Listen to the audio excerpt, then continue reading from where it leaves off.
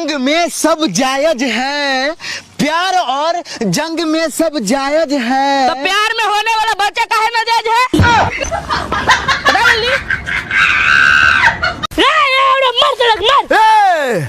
झुंड में तो कुत्ता आता है और हम ठाड़े शेर कुत्तों से नहीं लड़ते हैं। अरे तू सब पीछे हट जे करे वो कर, अकेला जो मार।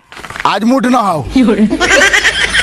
तो नमस्कार प्रणाम, हम अभी एक गांव में आ गए हैं जहां के जनता जनार्दन हमारे साथ लगातार जुड़ चुके हैं। हेलो,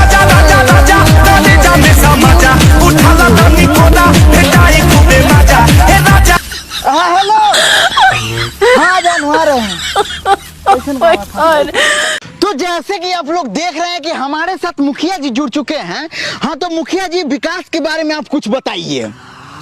विकास के बारे में क्या बताए? सुने हैं कि विकास बहुत अच्छा लड़का है, यूपीएससी का तैयारी कर रहा है।